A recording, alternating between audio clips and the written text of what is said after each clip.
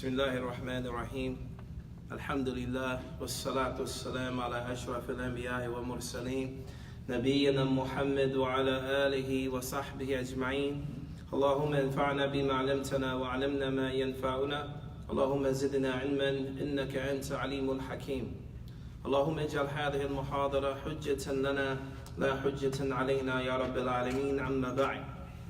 In continuation of our class from the book Zaad Al-Mustaqni, the fiqh of Imam Ahmad ibn Hanbal rahimahullah ta'ala, we got to the bab or the chapter bab nushuz,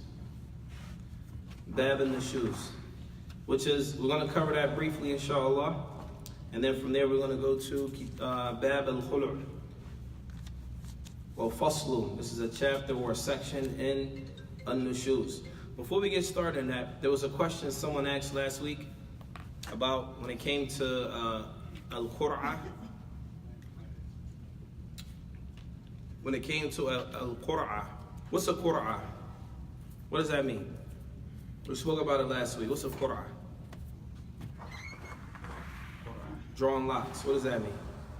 A person has more than one spouse and they want to travel. What do they have to do?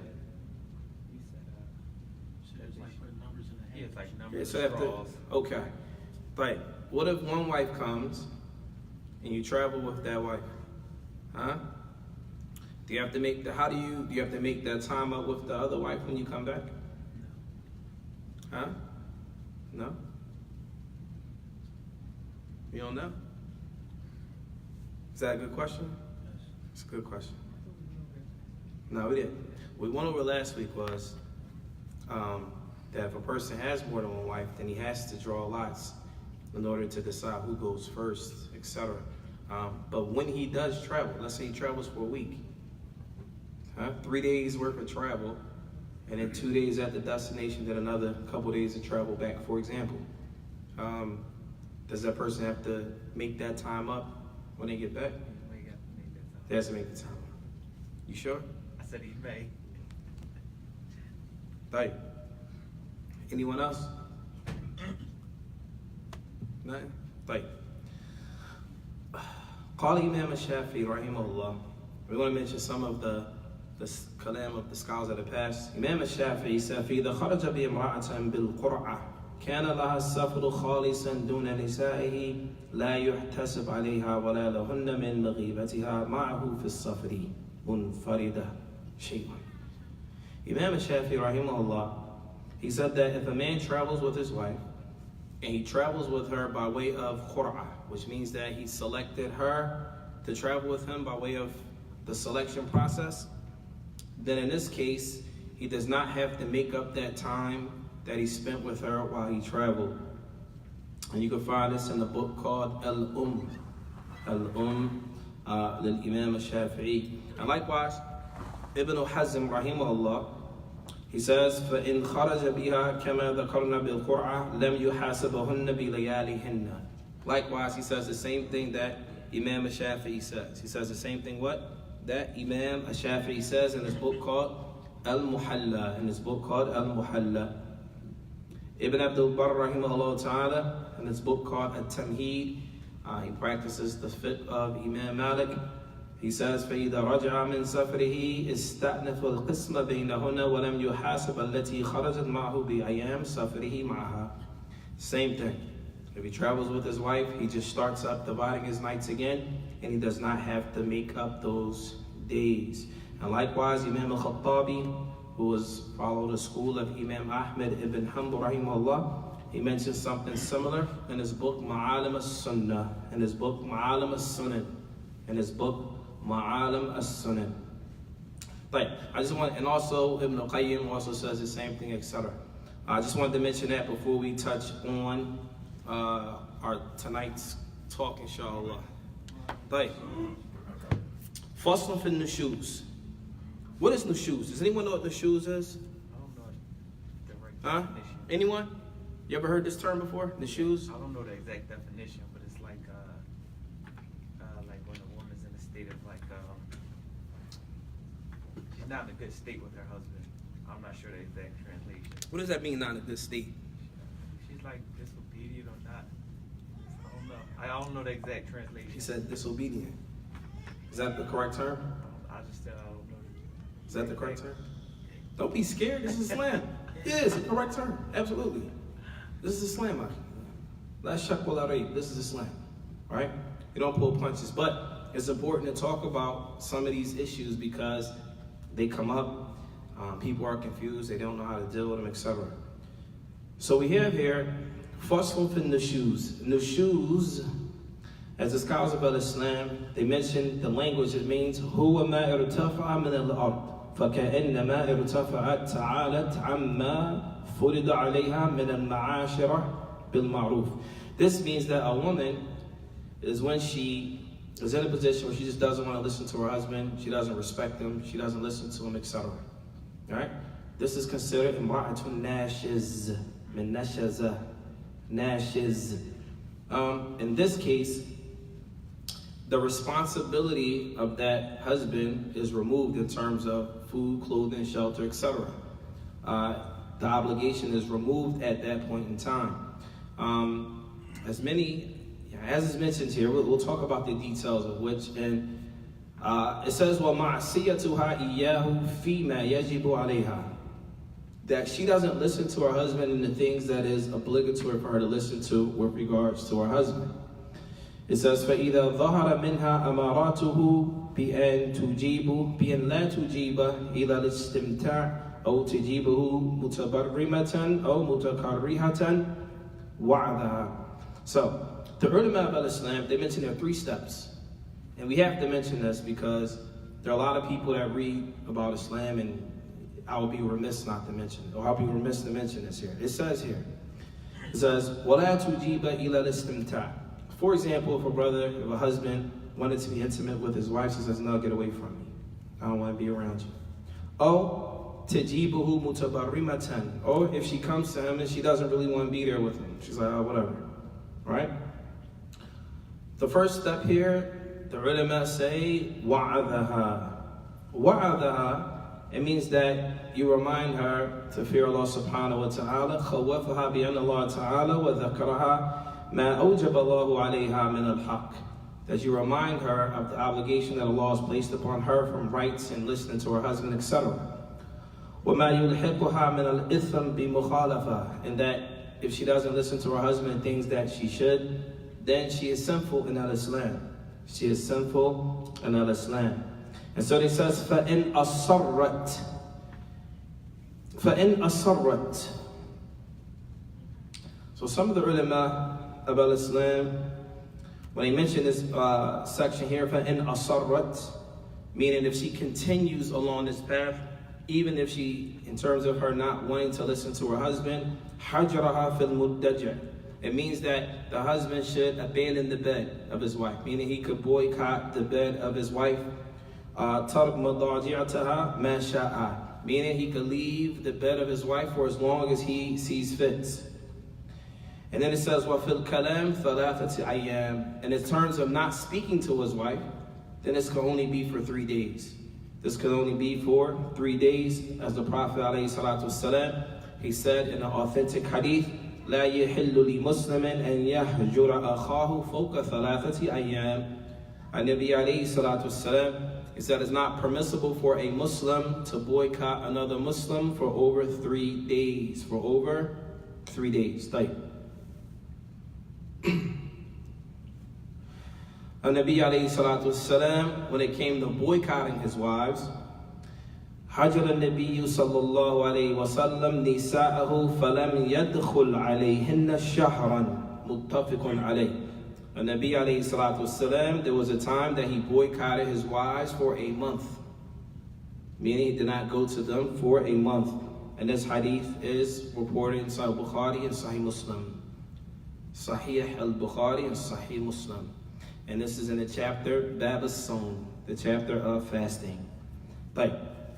In the case, and the reason why we're going to mention this last part is because there may be some misunderstanding with regards to understanding this last part. And it says, فَإِنْ أَصَرَّتْ دَرْبَهَا غَيْرُ مُبَرِّحٍ. How many people ever heard in Islam it's permissible for a husband to hit his wife? You never heard that before? All right. Everybody heard it, and so this is why we want to talk about it, to get some clarification on how that is understood. We have some men, by chance, they may come across this information even in the Quran, etc. And so for some men, they brutalize their wives, they beat their wives, they torture their wives, etc. Wa'yadu billah. And then they might say to themselves, well, I read this in Islam, I could do this. This is not correct. This is not what? It's not correct. Rather, this is haram. So here, we're going to explain this here. There are 3 steps in terms of admonishment, if you will, of your spouse. The first one is you advise her. If she doesn't listen to the advice, then separate from her. If she doesn't listen to the, if that doesn't work, then they say you hit her. What type of hitting are they talking about here? Does anyone know? Like with a miswag. Yeah, something like this. And even if you were to do it, the ulama say it's not even something hard. It's not like you're hitting her hard. It's just I don't want to say symbolic, but it's something that's done just like you reach the ultimate level. Like, this is out of pocket. I've heard it's like you wants to like just an embarrassment, like. Yeah, and some of the ulama even mention like a feather. Some mention with a miswag, right? The point is, even if you were to do that, you can't do that hard. You can't even do it to cause pain. You can't do it to cause any type of feeling from it. And the ulama of Al-Islam, in the Prophet ﷺ, he mentioned in an authentic hadith, he says, La yajlidu. And this is because some stores, beer stores, men beat their wives. Right? And Nabi ﷺ, he said, La yajlidu ahadakum imra'atahu jalda ab thumma yudaji'uha fi akhir al-yawm. And Nabi ﷺ, he said, none of you should beat their wives as if you're beating a slave or something and then try to come sleep with your wife at the end of the night. This is impermissible. This is what? This is impermissible. This type of hitting is prohibited in Al-Islam. So then, in essence, as a pencil or something like that. But I don't even know. And as one of the ulama mentioned, just because it says that it's permissible doesn't mean you have to do it.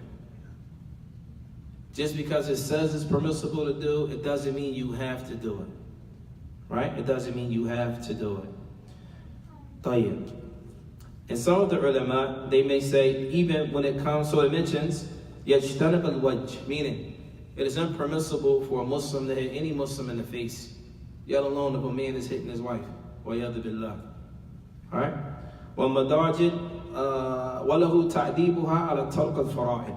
Another instance where they say that a person can hit their wife like a miswak or something like that is if they leave off that which is obligatory, like praying, etc. So Imam Ahmed, rahimahullah, he says, أخشى أن لا يحل للرجل أن يقيم مع امرأة لا تصلي ولا تغتسل من الجنابة ولا تتعلم القرآن.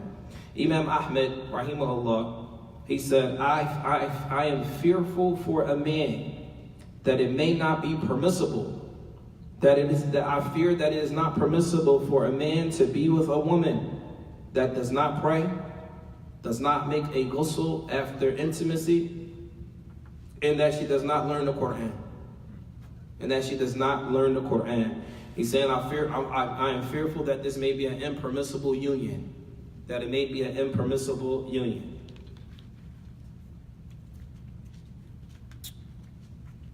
The next part, it says, وَإِنِ ادَّعَى كُلُّ ظُلْمٍ صَاحِبَهُ. Let's say, for example, the sister, she doesn't want to listen to her husband because of stuff that he's doing. He's saying, so what if they're both coming at each other? They have beef with each other, right? The husband is mad at the wife and the wife is mad at the husband. So it says, أَسْكَنَهُمَا حَاكِمًا قُرْبَ الثِّقَةِ يُشْرِفُ عَلَيْهِمَا. In this case, then there should be a judge put over their affair to look at their issue. يَوْزَمَهُمَا الْحَقِّ. And that judge, his job is to make sure that they search and find the truth. فَإِن تَعَذَّرَ وَتَشَاقَى. If it is difficult for that person to do that, then بَعَثَ الْحَاكِمْ عَدَلَيْنِ يَعْرُفَانَ الْجَمْعِ وَالتَّفْرِيقِ. That then they send for a judge that from each party, right? Someone from her side and someone from his side. and that person is in charge of their affair, then they will agree. For example, if the brother and his wife, they're going through it, so he says, okay, I'm going to call my cousin, she's going to call her cousin, and then they're both going to come together, and both parties will agree to let them rule in their affair. In that case, whatever they decide, then that's what it is. If they decide that they separate, then that's what they'll do. And if they decide that they'll stay together, then that's what they'll what? That's what they'll do. واضح؟ طيب. That's what we wanted to mention from nushuz. The next chapter is Al-Khula. This is the last chapter in Kitab al-Nikah. This is the last chapter in Kitab al-Nikah. Once we finish Kitab al-Nikah, there's another chapter called, or another book called Kitab al-Talaq. That's a whole book dealing with divorce. The last portion of the book of marriage is Al-Khul'u, Al-Khul'a. Like, can anyone tell us what a khula is? What is it? Huh? An annulment. Say again? A woman is asking to be released. Right? So what do we know about a khula first? Before we get into the subject, what do we know about it? It's the right of the sister. It's the right. She has the right to ask out of the contract. If her rights are not being fulfilled. Right. Wouldn't that go against? Wait. No, go ahead. Going against what? Wouldn't that go against the hadith? Was it A woman won't smell the fragrance of Jannah? Who was it? She was complaining. She said that she wasn't complaining about his character and stuff. He was good. It was Allah knows best. Anyway, the Prophet said, okay, so will you give his garden back? And she said yes, but it wasn't, from my understanding, he wasn't lacking in anything. She just didn't want to be with him. Right. So as far as it being something about her rights, doesn't necessarily have to be her rights. Why she asked for Khul. Right. I think the hadith in Bulugh al-Maram. I'm 100% sure. Anybody else? This is why the Quran is important. Because a lot of these things are all mentioned in the Quran. A lot of times we have bu'd min kitabillah. We're far away from the Book of Allah. The more understanding we have collectively as a group of the Quran, a lot of things will be easier for us. Al-Khula. So in some of the books, they make Al-Khula a chapter by itself. However, for this part, in Zaad Al-Mustaqni, they made it they're making a book by itself, Kitab al-Khula. But here they made it a chapter. Allahu Alam, as to the reason why in some books it's considered a chapter, and in other books it is considered a book in and of itself. And in the event, Al-Khul'u وهو فراق الزوجة بعوض بألفاظ مخصوصة. Before we continue, it's important, before we talk about a subject, it's important to have the understanding of the meaning of the term that we're using, right? So it says, Al-Khul'u huwa firaq az-zawja bi'iwad. Is separation of a woman with something called an iwad. An iwad is compensation. So we're going to use that word a lot, compensation. Compensation. When we say compensation, we mean what? Al-iwad. In Arabic, it's called an iwad. And for the purpose of this class today, we're going to say compensation. Okay? So if a woman wanted to get out of a marriage, she has to seek out of the marriage with what? Compensation. Yes, what's your question, Sheikh? Okay. Compensation. Fine. سمي بذلك لأن المرأة تخلع نفسها من الزوج. So the word خلع, it means to separate, right? Sometimes you'll hear people say تخلع اللباس, meaning to take off the clothing. The term تخلع is used for libas. Libas is clothing, to take off the clothing. Allah subhanahu wa ta'ala says, talking about the woman, هُنَّ لِبَاسٌ لَكُمْ وَأَنْتُمْ لِبَاسٌ لَهُنَّ. Allah says to the woman, you are clothing for the man, and the man is a clothing for the woman. So when you say Al-Khula, it means she's taking off that clothing. She's taking off that possibly even protection, if you will. Right? Like, so, what is permissible or what is used for khul'a? It says, "Man sahha tabarru'uhu min zawjatin aw ajnabiyyin sahha badluhu li'iwadihi." All right, whoever is free, they've reached Islamic puberty, and they're not Safi. Safi is a person that can't be trusted with their own wealth. So if you are a person that can be trusted with your own wealth, you have good, sound judgment, then you are, meaning a woman, you're able to what? To get a khula. So the woman has to be what? Of sound judgment. The woman has to be what? She understands her money, etc., etc. Like,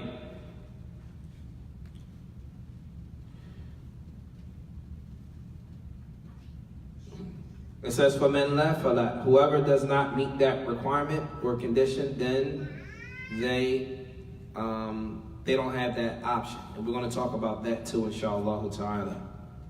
فَإِذَا كَرِهَتْ خَلْقَ زَوْجِهَا. If a woman does not like the appearance of her husband, the ulama of Islam, they say, صُورَةَ الظَّاهِرَةِ. Perhaps she doesn't like the way he looks. And then they say, بَصُورَةَ البَّاطِنَةِ. And maybe she doesn't like the way he acts. It says, أَوْ خُلُقَهُ, meaning his mannerisms. أَوْ نَقْصِ دِينِهِ, or she doesn't like the way that his religion may be deficient in some way. أَوْ خَافَتْ إِثْمًا بِتَرْكِ حَقِّهِ, or she fears some type of sin for leaving off listening to him. She fears sin from leaving off listening to him. Meaning if she doesn't listen to him, she may gain sin.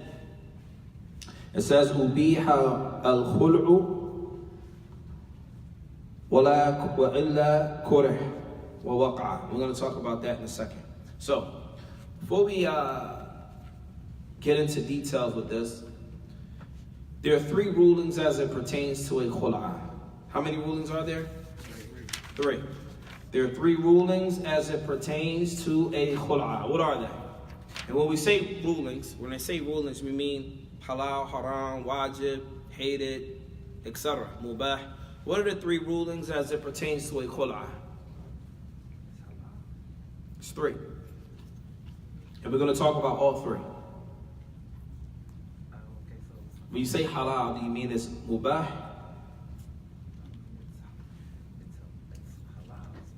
Listen to the ahkam al-khamsa. There are 5 rulings in Islam that people know about.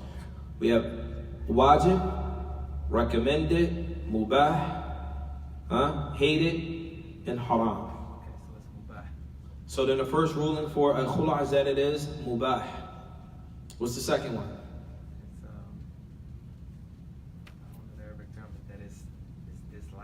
That is hated. Ahsant. So the first one that is mubah, which means that you don't get no reward or punishment for it, is you can do it, etc. It's mubah. It's permissible. That's mubah. The second one is that it is what? Hated. Kurih. The third one is what?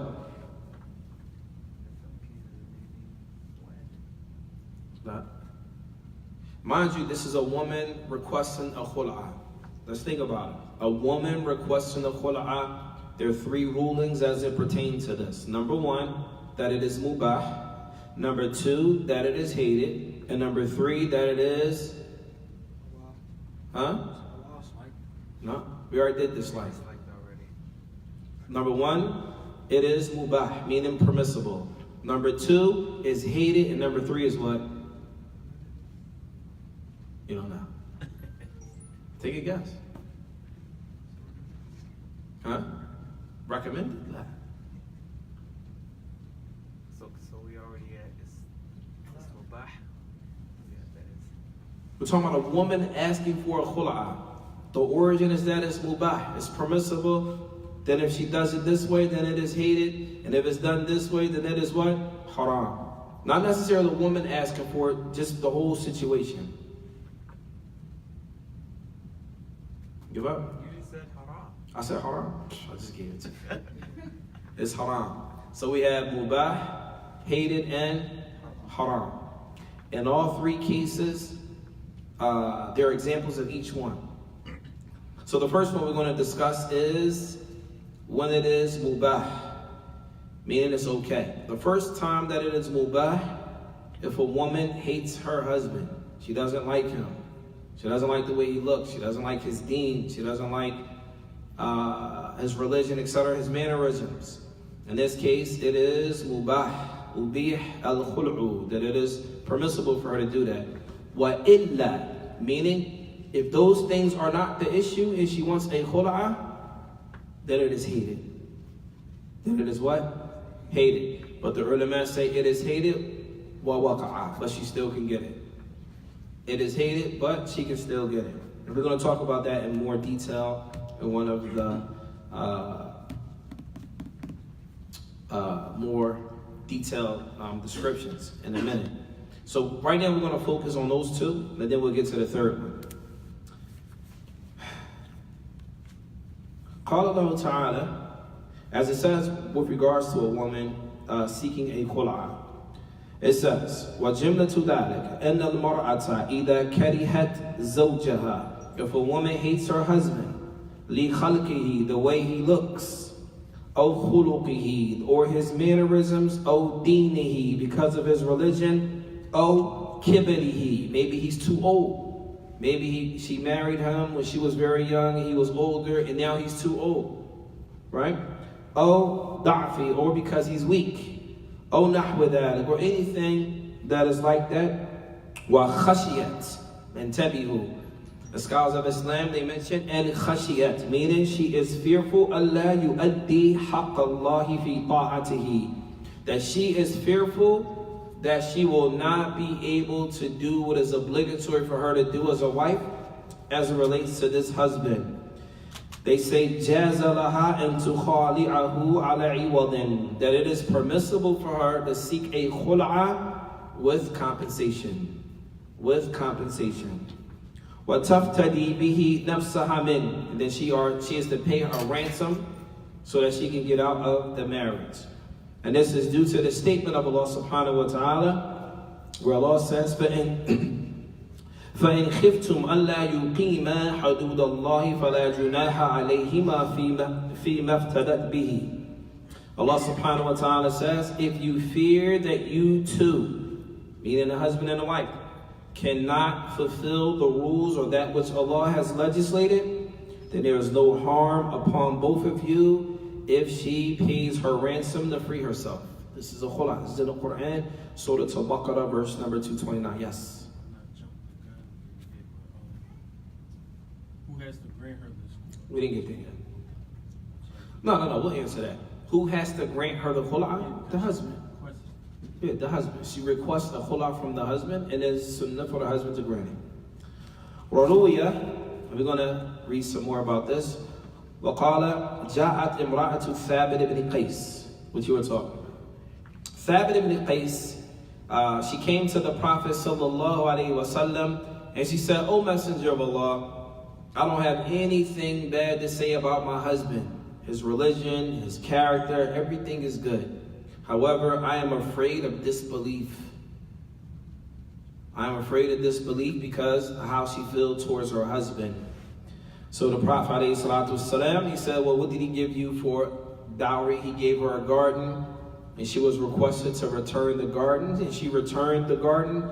And so the Prophet ﷺ said to her husband, اقبل الحديقة وطلحق تطليقة.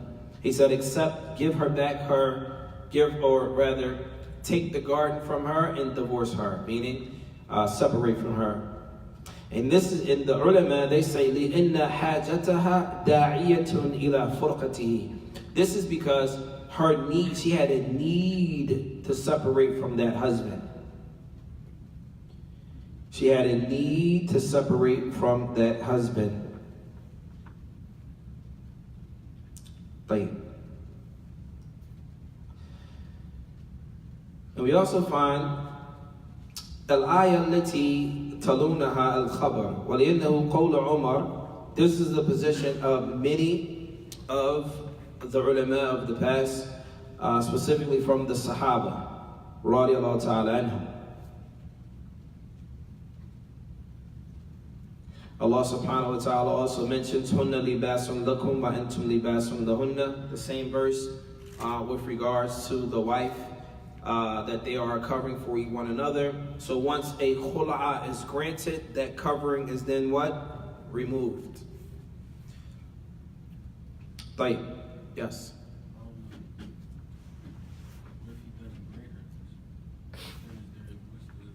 What if he doesn't grant her a khula? We'll talk about that.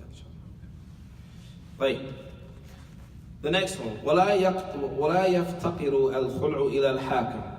So, if a woman wanted to get a khul'a, she does not have to go to a hakim. She doesn't have to go to a judge to get a khul'a. نص عليه أحمد. This is the text of Imam Ahmed. قال يجوز الخلع دون السلطان. It is permissible for her to get a khul'a without a third party. Some people are of the opinion, here it doesn't say third party, it says sultan, meaning another party involved, but in essence, it's not required for a woman to get a khul'a to have a third party present. وروى البخاري ذلك عن عمر وعثمان رضي الله تعالى عنهما وقال الشريح والزهري ومالك والشافعي وإسحاق وأهل الرحي وعن الحسن وابن سيرين. Some of them say, like Ibn Sirin, rahimahullah, he said a khula is not permissible unless it's with a qadi. However, this is not the position of the majority of Ahlul Ilm. وقول عمر وعثمان ولأنه معاوضة فلم يفتقروا إلى السلطان كالبيع والنكاح. They say there's no need, like Umar wa Uthman ibn Affan, they said there's no need to go to a sultan because this is like buying and selling. You don't have to get the government or the rulers involved when you're buying and selling or when you get married. So why is it necessary to get separated? Right. Also, there are some people of the opinion that you cannot get a khul'a if a woman is on her menses. Is this correct? No. A woman can get a khul'a if she's on her menses. You sure? Can a sister get a khul'a if she's on her menses?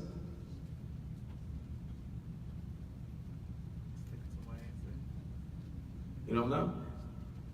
The sister should know. You give crickets. I say yes. You say yes. طيب. لا بأس به في الحيض.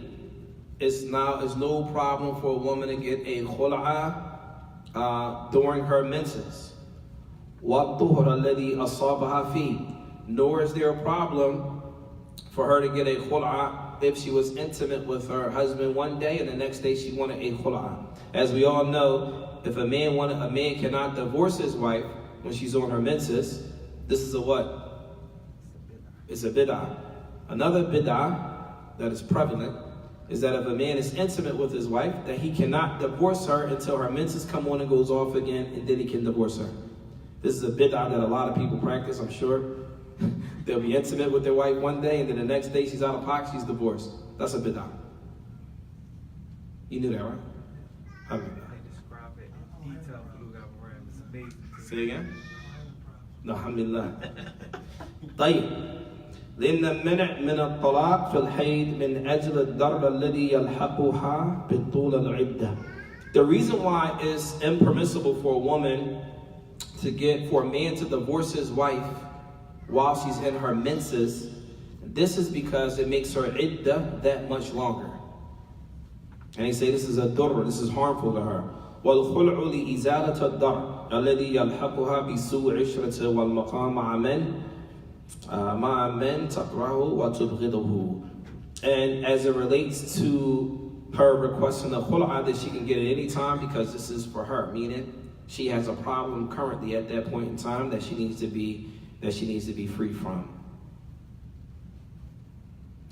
Now the ulama mentioned that if a wife wanted a khul'a for any reason other than what we mentioned, if if a woman wanted a khul'a for any reason other than what was mentioned, they say that waqa'a khul'u anhu. It says that waqa'a khul'u, meaning, let's say for example, she didn't mention any of those reasons. She doesn't hate him, she does all of that. She could do whatever, but she was just wanted a khul'a. Then in this case it is hated. And some of the ulama even say, la yajuz. They say it's hated, and some even say that it is not permissible. طيب.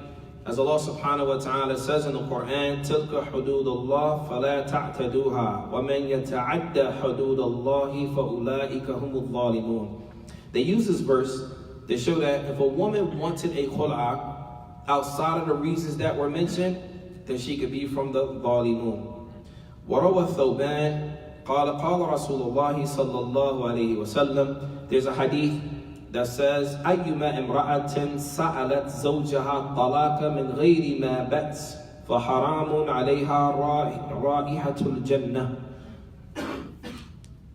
In this hadith, we find the Prophet alayhi salatu wasalam, he said, any woman who asks for a khula'a or a separation or a talaq, a divorce from her husband, and there's no issue, then it is haram upon her the fragrance of paradise. I'm sure all the sisters heard this hadith. So, the women are familiar with this hadith. That if a woman asks for a khula'a or talaq with no reason, then she will not smell the fragrance of paradise. So somebody may say, if a woman wanted a khula'a because she doesn't like her husband, that's an issue, right? So what is an example of a woman asking for a khula'a if she doesn't have any issue? What does that look like? Does that make sense? What does it look like? Yeah, what does it look like? If a woman, we already said that a woman can ask for a khula'a if what? She doesn't like the way her husband looks, she doesn't like his mannerisms, she doesn't like his deen, she maybe just doesn't like him, she hates him. She fears that she can't fulfill the rights of Allah for this husband. In this case, it is mubah for her to get a khul'a.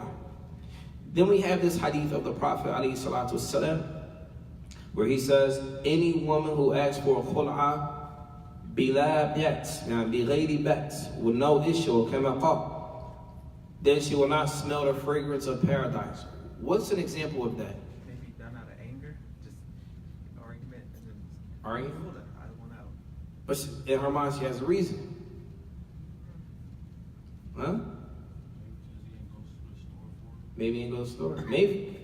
Huh? What are some examples that you can think of? A masjid that she doesn't like. Oh yeah, you don't go to the study. Maybe she thinks it's a deen issue then. To her, it might be an issue with your religion.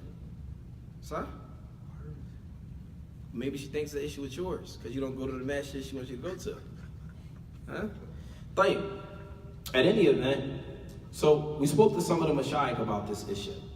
It's an interesting issue here. Like, what does it look like a woman that would, what's an example of a woman that would ask for out of a marriage and she doesn't have issues with her husband? What does that look like? So we spoke to some of the judges about this issue. What does that look like? So they said, alamat alaqat ghayru shar'iyya. So they mentioned two examples. One example is she has a boyfriend. She may have another man on the side that she wants to get with, so she wants out of this man. There's nothing wrong with her husband. She likes him, he's good, he's cool and all, but she likes someone else better. So she wants out. That's number one. That's the first example that they gave. The second one, رغبة في العيش وحيدة دون قيود الزوجية وهكذا. And he said the next example would be a woman that is married, but all of a sudden now she just wants to live by herself and doesn't want to be a wife anymore. Like she just doesn't feel like it. Not that she hates her husband, she hates his deen. She doesn't have a problem doing all, she just doesn't want to do that anymore. So he mentioned these are from the examples that this hadith would encompass, that this hadith would encompass this type of attitude or behavior. And Allah knows best. طيب. So right now, of the three issues we spoke about, how many? Of the three issues, of the three types we spoke about, how many? Two. What's the first one? You said mubah. Huh? Mubah. Give me an example. What's an example of a situation where it's okay for a woman to seek a khula? She doesn't like his physical looks. Or His looks, his mannerisms, his religion, his age, maybe he's weak, etc. She fears not being able to fulfill his rights. In this case, it's mubah, permissible for her to get out. Like, what one is it hated?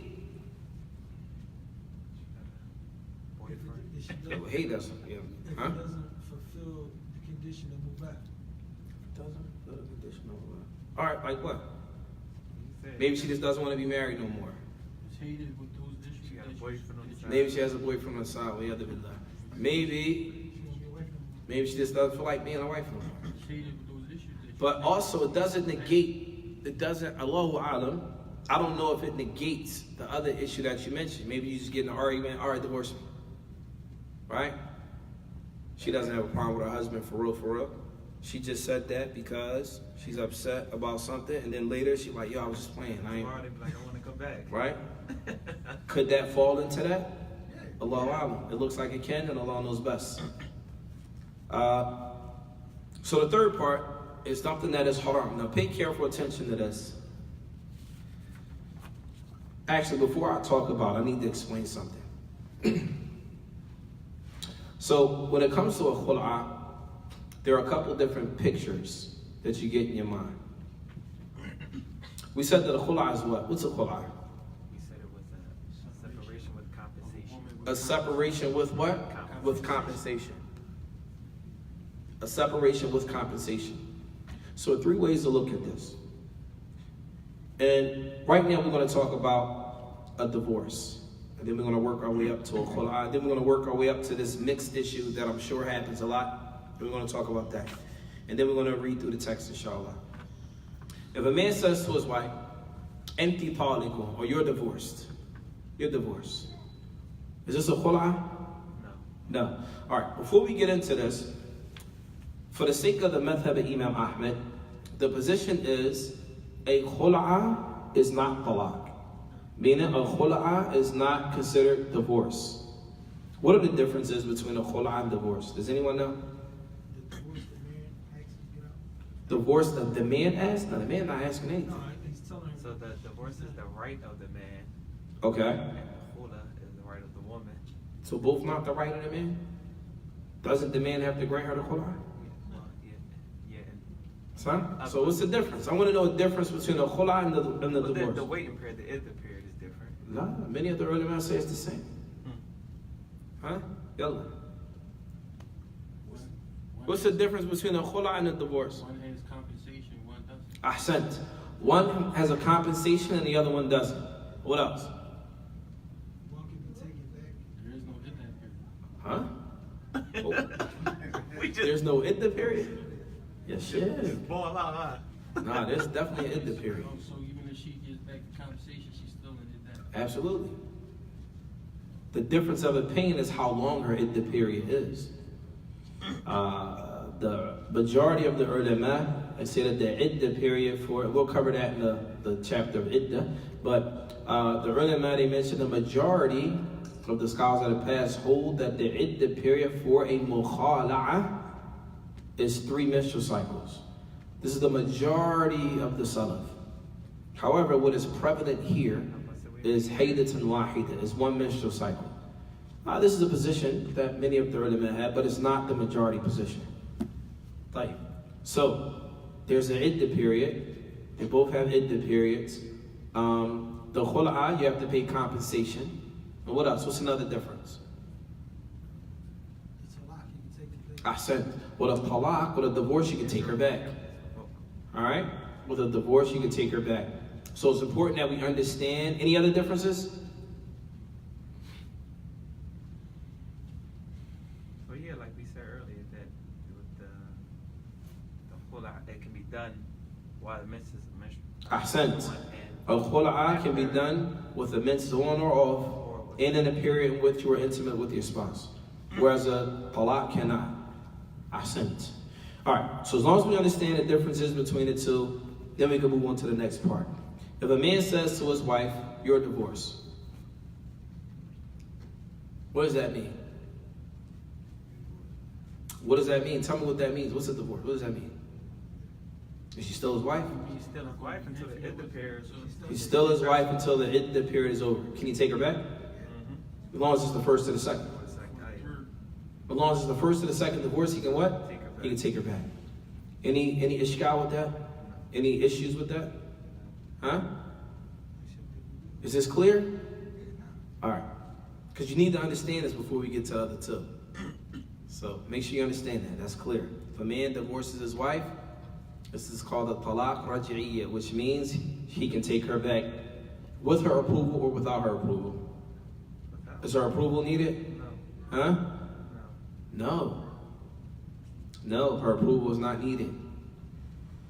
Like the second one, the khula. If a man says, she says, I want out, okay, I'll grant you a khula. Right? Give me back my dowry. This is a what? This is considered a khula, right? So what happens? What does this look like? A man grants the woman a khula, right? She gives back the dowry. Now what? It's done. Are they still living in the same house? No, they have to separate. They have to separate right away, right? This is called ba'in, meaning he can't take her back, right? Does this count towards the talaq? That's a different one. Me and you had this conversation before. So, according, this is another point. According to the school of Imam Ahmed, the khul'a does not count towards the talaq. However, the majority of the salaf hold that the khul'a count toward the talaq. However, for the sake of this class today, I don't want to confuse anyone. The khul'a does not count towards the what? Towards the talaq. They're two separate. So a person get divorced 2 times, the khul'a, there's no number for the purpose of this class today.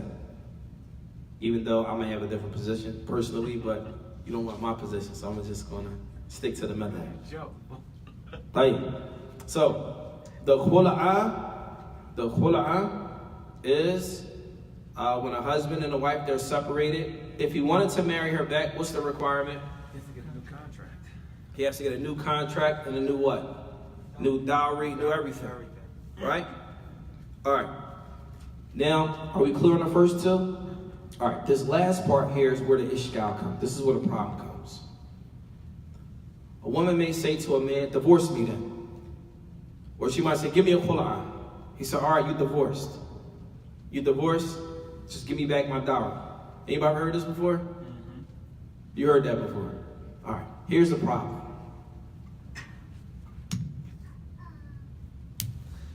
When a man says to a woman, if she says, give me a khul'a, I want a khul'a, he's like, alright, fine, you're divorced. Just give me back my dowry, whatever. She gives back the dowry, she's divorced. What does that mean? Is she really divorced, or is it a khul'a? What is it? It's a khul'a. It's a khul'a? He agreed when he took the compensation back. Mm-hmm. When she understood it to be that, she understood that to be. First, do you understand the issue? Is the issue clear? I understand the issue. Alright, he said, you're divorced, give me back my dowry, etc., etc. They go on about their way. What is this considered? Because It sounds like she asked for a khula, but he said you're divorced. So is she divorced or is it a khul'a? She's divorced because he said you're divorced. But he took the compensation. based on her wanting the khula. You don't think he should have did that? First of all, have you heard of this situation before? Yes. Is this a real life situation? It's a real life situation. It's real life, right? Maybe he didn't understand. Maybe he didn't understand. What do you mean he didn't understand? Because she He said asked for that, he khula, asked- he gonna say, okay, you're divorced. Give me back my dowry. Then he wouldn't ask for the dowry because the divorce and the Sure. are two different things. When it comes to divorce, the term divorce, when it comes out of your mouth, you can't say you meant something else. In Islam, there are 2 things you can never joke about. It's called divorce and marriage. If a father is joking with a brother and say, you know what, I just married you to my daughter. That means you just married your daughter to this man.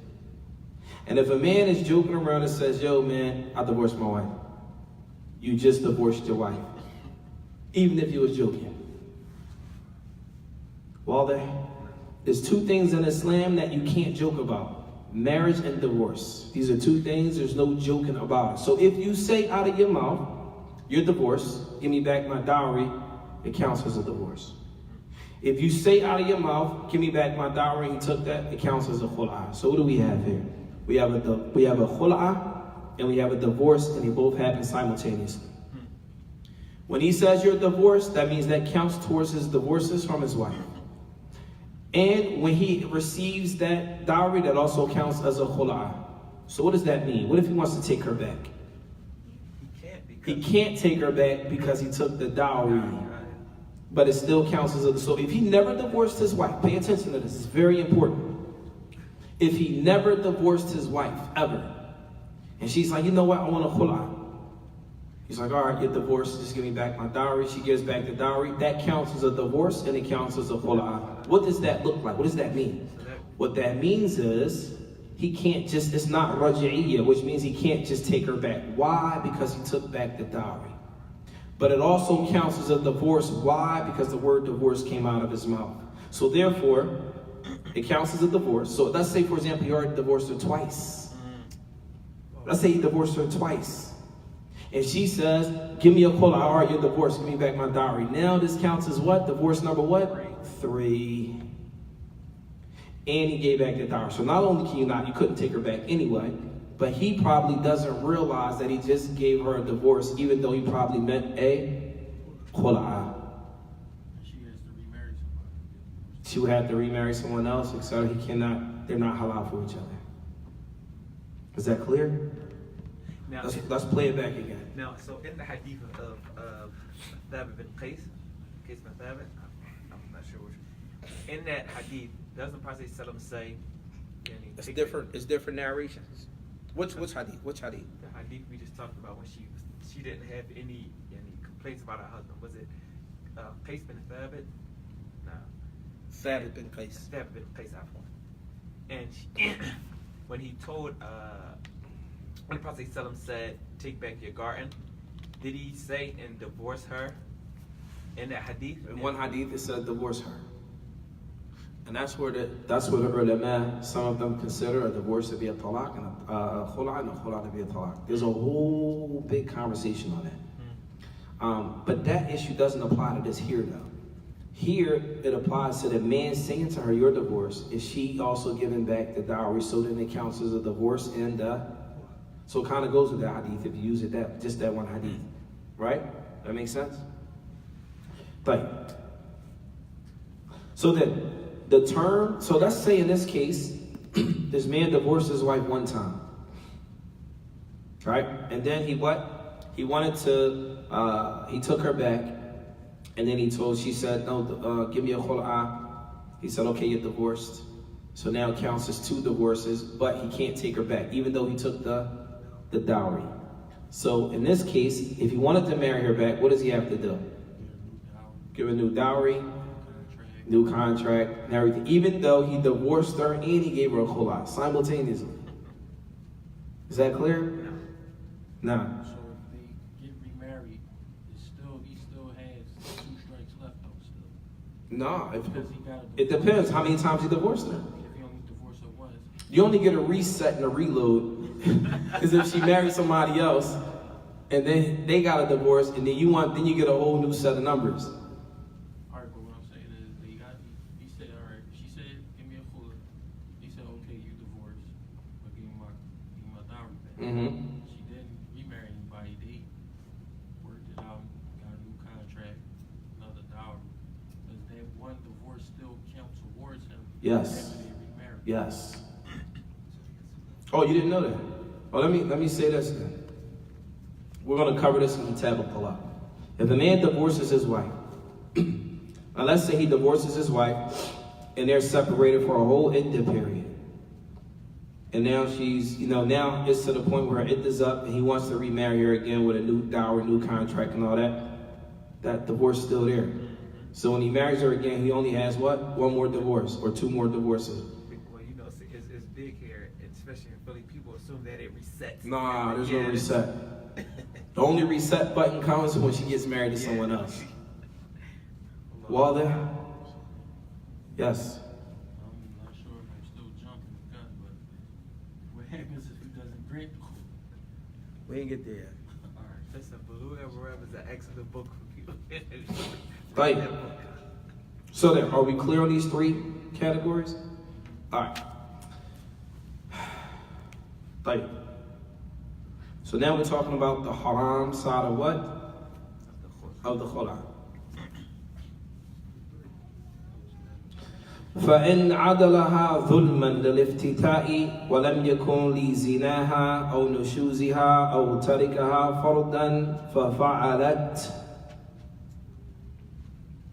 أو خالعت المجنونة والسفيهة لم يصح الخلع ووقع طلاق رجعيا إن كان بلفظ الطلاق أو نيته.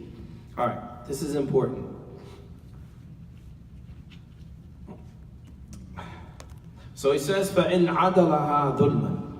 This is what's haram. Let's say, for example, the brother, he wants to divorce his wife, but he don't want to take care of her for the iddah period. He's like, I don't want to take care of her 3 months. I'm going to just be mean to her, right? I'm going to be mean. I'm going to be real mean and nasty. So that way she'll ask me for a khul'ah, and then I can get my dowry back and she can roll. In his mind, this is a win-win. I'm going to get her out and I'm going to get my dowry back.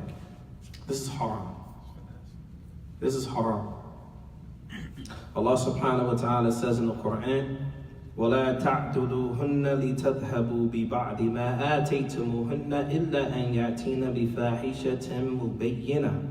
Allah subhanahu wa ta'ala says that do not push the women to leave and to give back that which you have given them, except if you find that they did some lewd act. Right? So let's say, for example, the brother, he doesn't want to be married to her. But he doesn't want to divorce her because what? He has to take care of her. He's like, man, I'm cool. I'm going to just be mean. Like super mean. Like super mean. I don't know. Whatever mean is. Mean enough to make her be like, yo, I can't live like this. I want out of this situation. Like super mean. To the point where she's like, look, I need to get out of here. I give you back whatever you gave me, I'm done. He only did that so that she can get back the dowry so she can roll. This is haram. The only time that would be permissible to be mean like that is if she cheated on him, or she did something that, some lewd act that would warrant that. Let's say, for example, we have two people that are married that have intellectual disabilities, meaning they need to have mental health issues. The sister, she has a mental health issue. The brother, so he's like, all right, I'm going to force her to give me back the dowry. The same thing, this is not permissible. Or if there's a woman that's not good with her money, you know she's not good with money, like, yeah, let me get, and she does it in, this is also not permissible. It says, لم يصح الخلع. So even though these people asked for khul'ah and you granted it, the khul'ah is not sahih. The only thing that would be sahih is a talaq if they use the word talaq. So for example, if those people said, all those people said, well look, give me a khul'ah, all right, you're divorced. You're divorced. Give me back my stuff. The only thing that happens from this is a divorce, not a khul'ah. It's not permissible to take that money from that person, but only thing that happens is a divorce. Now, in order to divorce someone, you can use the term you're divorced. And there are other terms, like kinaya, it goes back to the intention. Like a man, he might say, you know what, in the Arab language, they would say, idhab ila ahlik, meaning go back to your family, but his intention is that she's divorced. Oh, and a barat, or I'm free from you. If his intention is divorce, then it's divorce. If his intention is a khula, then it's a khula. It all goes back to his what? His intention. The only thing that you can't hide is when you say you're divorced. When you say you're divorced, that's what it is. There's no ifs, ands, or buts about it. There's no ifs, ands, or buts about it. Like,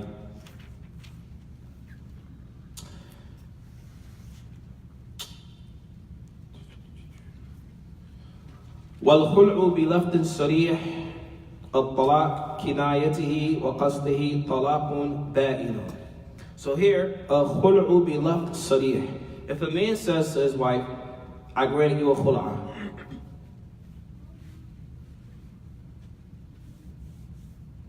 If a man intended a khul'a, but he used the lafz talaq, let's say he used the word talaq, then it counts as a what? It counts as a what? She wants a khul'a. We just talked about this. Because we're going to keep coming back to this. She wants a khul'a, and he used the lafz, the words talaq. And she gives back the dowry. What is it? It counts as both. It counts as a talaq and a khul'a. Is that clear? Right now we're just reading the text of what we read here. I just wanted to... Like, وَإِنْ وَقَعَ بِلَفْظِ الْخُلْعُ أَوْ فَسْقٍ أو الفداء لم ينوي طلاقا كان فسخا لا ينقص عدد الطلاق. Let's say, for example, he says, وَإِنْ وَقَعَ بِلَفْظِ الْخُلْعُ. That says, she says to him, give me a khul'a, I want a khul'a. All right, I grant you a khul'a. What if he said khul'a but meant divorce? What does it count for? You said if he said khula, but he meant divorce. If his intention was divorce, then it's divorce. Ahsant. If his intention was divorce, it's divorce and khul'a. As long as he took that dowry. Ahsant. If he said, I want a khul'a, if she said, I want a khul'a, and he says, I grant you a khul'a, then it is a what? As long as he intended khul'a, he gets a khul'a. This means that this does not count against the number of what? It doesn't count against the number of divorces in this class. طيب. ولا يقع بمعتدة من خلع طلاق ولو واجهها به. Alright, let's say for example, a man granted his wife a khul'a. And then he says to her, while she's in her iddah, you know what, you're divorced. Does that count? It still counts as... It does. Pay attention. A man granted his wife a khul'a. Oh no. She's in her iddah, mu'tadda, means she's in her iddah from the khul'a. And he goes to her and says, you know what, you're divorced. It doesn't count because it was already over. You can't divorce somebody, it's not yours. Exactly, meaning there's no more relations between them, so it's null and void. Yeah. However, the opposite is true. A man can divorce his wife, and then while she's in her iddah, she can ask for a khul'a. Wadah? If a woman is divorced, and she's in her iddah, and she says to her husband, just grant me a khul'a, and he grants her a khul'a, then it is what? A khul'a. That means he cannot come back after that like, no, I changed my mind. I didn't really intend khul'a. What did you intend?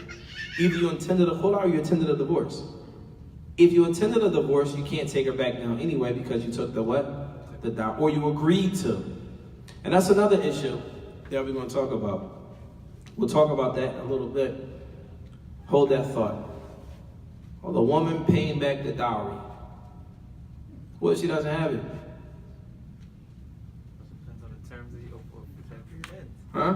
Does she have to? So I've heard a brother say, he said that, well, I'll mention the names. Brother said, if a woman asks for a khul'a and he didn't, and the husband agreed, and then the husband comes back and says, no, I changed my mind. Look, you already granted her the khul'a. You granted the khula.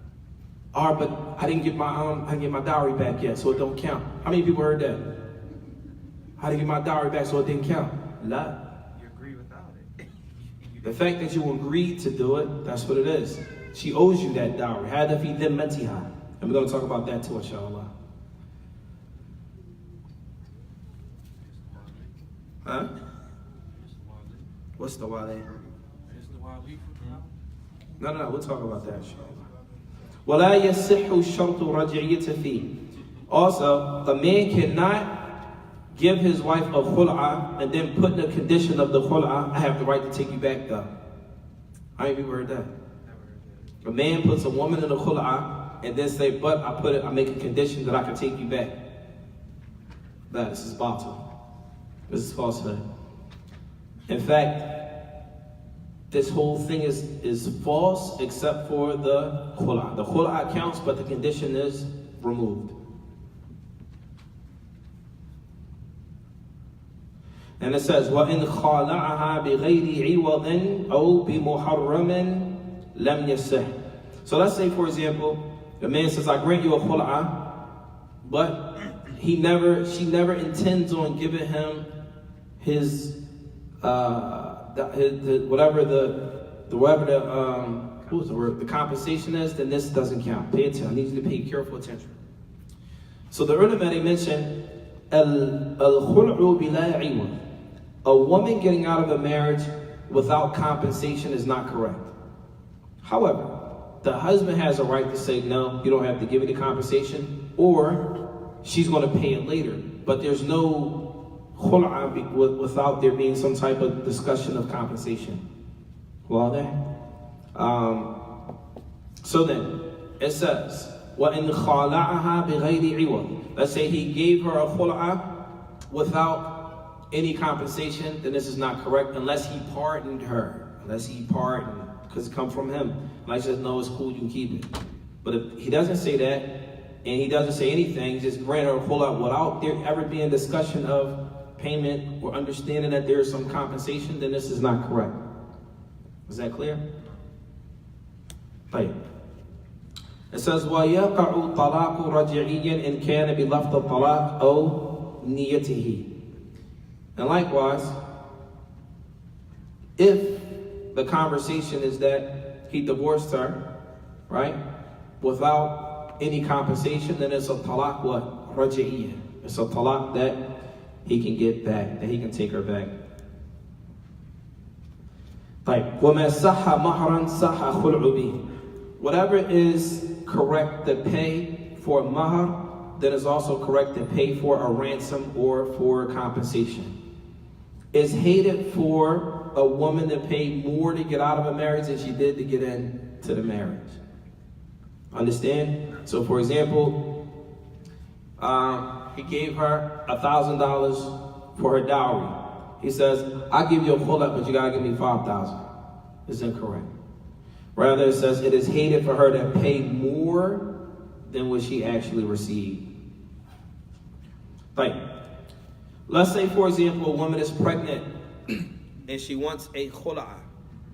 She is pregnant and she wants a khul'ah. And let's say the dowry was, $10,000, $5,000. She's like, I don't have it. So it says, وَإِنْ خَالَعَتْ حَامِلٌ بِنَفَقَةِ عِدَّتِهَا صَحْ.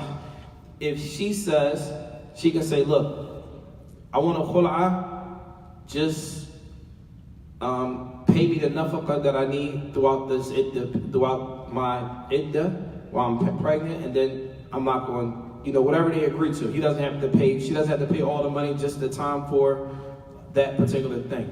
It says, وَيَصِحُ بِالْمَجْهُولِ. The khul'ah is also correct if it's unknown. So for example, she says, give me a khul'ah for whatever I have in my pocket. He's like, all right. It's like $1 in her pocket. But it's majhul, meaning he didn't know. Right? Another example, they say, فَإِنْ خَلَعَتْهُ عَلَى حَمْلِ شَجَرَتِهَا. She says, all right, I want a khul'ah, but I'll pay you, I own a tree, whatever fruit that comes from that tree, you can have it. But it's in the wintertime, so we don't know what's going to come, but whatever fruit comes, you can have it. This is also an indication of what? It's an indication of her paying it when? Later. Pay attention to this. This is an indication that she paid it what? Later. Not right now, but paid it what? Later. This is important. Pay attention to that. Right. The next one is, she says, grant me a khul'ah, on whatever I have in my house for money. You can have whatever's in my house for money. She knows it's only like 15 cents in her house, for example. Then that 15 cents is what he'll get, right? She says, grant me a khula and I'll give you whatever furniture that I have in my house. There's nothing in there but a chair. Then he can get that, right? Whatever, if they agree to that, then that's what it is. Like, the last part of this section, I'm going to read from a book called Kashaf al-Qina', which is an explanation of Zaad Al-Mustaqni in great detail. It's actually an explanation of Iqna'. At any event, the Musannaf Rahimahullah Ta'ala, he says, and this goes to the one who requests a khula'ah, and the woman knows that she has to pay, and the man understands that she has to pay, and he grants her a khula'ah, and then later he talks to her brother, I changed, I didn't really want to do it, and he says, no, the khula'ah don't count because you didn't give me my dowry back right now. This is not a condition. Here, the ulama mentioned, وَيَصِحُّ الْخُلْعُ بِالْمَجْهُولِ وَبِالْمَعْدُومَ الَّذِي يُنْتَظِرُ وُجُودَهُ. This says it is permissible for the khul'ah to be with something that is not known or with something that you don't have yet, and it's permissible to wait for that thing to come. And so they say, لِأَنَّ الطَّلَاقِ مَعْنَى يَجُوزُ. So it says, وَلِلْرَجُلِ مَا جُعِلَ لَهُ مِنْ عِوَدٍ الْمَجْهُولِ وَمَعْدُومٌ تَظَرُ وُجُودَهُ. In this case, this is going to be in her dhimma, meaning she owes it. It's a debt that she has to pay. Maybe she doesn't have it now, but you agreed to the khul'ah. That means you agreed that she's going to have to pay it. واضح؟ طيب. هذا ما عندي. الله أعلم. وصلى الله على نبينا محمد. Any questions? Oh, he said, what if the brother does not grant her a khula'ah? If we're in the land of the Muslims, then she will seek for a fasq.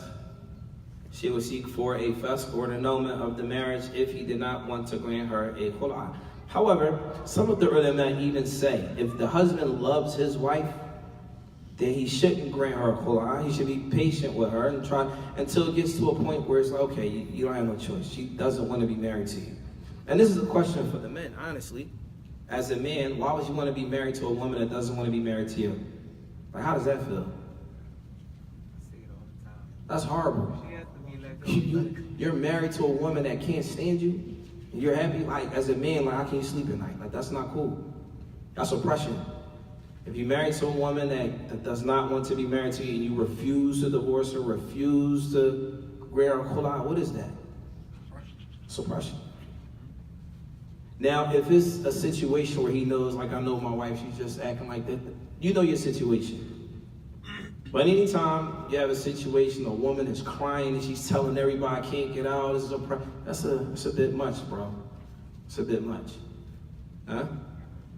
Like, as far as it being, if she agrees to pay it later, and let's say she doesn't pay it, maybe she passed away or something, it's permissible to collect that from her family? Yes. Okay. From her offspring. Now, any other questions? Any of the sisters have questions? You stated that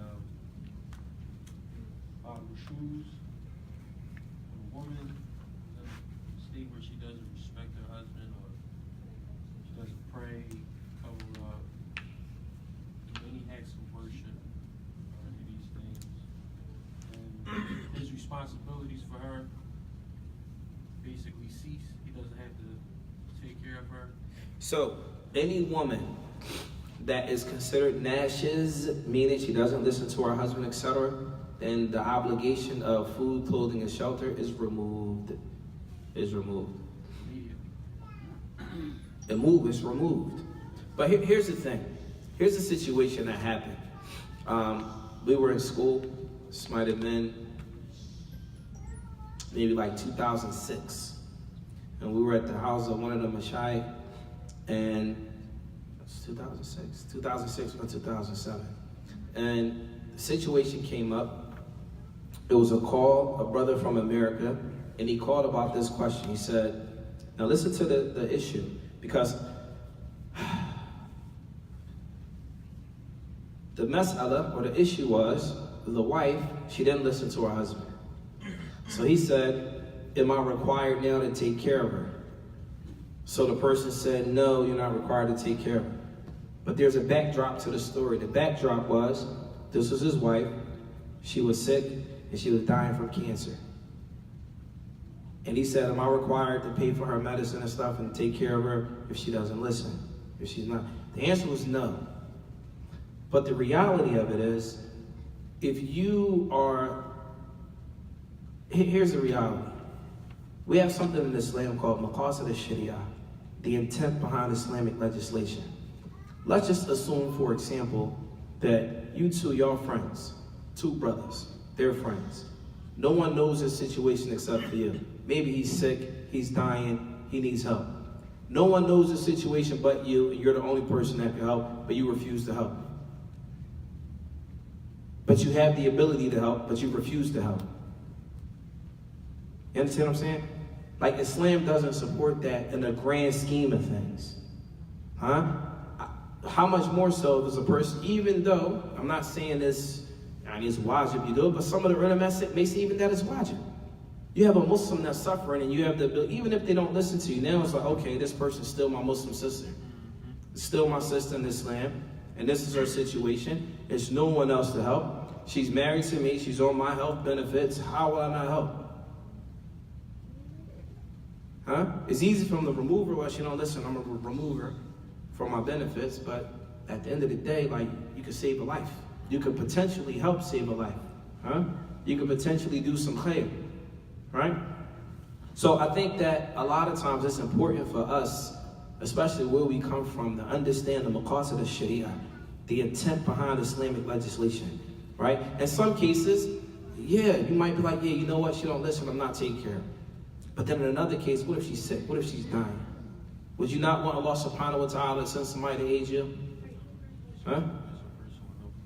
Yeah, it's a person with no compassion. But a lot of times, you know, unfortunately, sometimes where we come from, people don't have compassion, right? It is what it is. Last question. No, you ever hear of a statement that was tied to Shaykh Islam Taymiyyah, rahimahullah? That's so that the nafaqah is based on the obedience, and the obedience is based on the nafaqah. Like, if you're not spending on her, then she don't have to be obedient. And if she's not obedient, then you don't have to take care of her. Have you ever heard that? meaning if the wife doesn't, if the husband's not spending on his wife, and she doesn't have to. Yeah, I heard something like this. Was it tied to Shaykh Islam Taymiyyah? I don't know what it was tied to. Allah. That's a lot of people running around with that gender. Well, you don't cut. Yeah, but the problem is a lot of times people don't know what the requirements are or what they're not. Especially here, a lot of people don't know. You might have a man who's living in the house of his wife. She's paying half the bills. And he's talking about she don't really listen. You don't really do what you're supposed to do. The requirement is not half the bills, half the rent. It's all the rent. That's the requirement. Now, whatever agreement y'all have, that's on y'all. But you can't expect, and the problem I don't understand is that brothers get married, you move into a house of a sister, and then you just assume that you're just gonna be the man of the house like that. She's gonna let you get that off in the beginning, do something wrong. She's gonna remind you real quick, bro, this is my house. You can roll. It's real. I mean, just be honest. Be honest. Brothers need to move the wife in their house, and that way you have to say. But otherwise, she's telling you, no, I'm not doing that. And now, stuff, bro, we can go all day about that. But that's a real issue. It's a real issue. I don't advise brothers to do that. Allah. Any other questions? Fine. سبحانك اللهم وبحمدك أشهد أن لا إله إلا أنت أستغفرك وأتوب إليك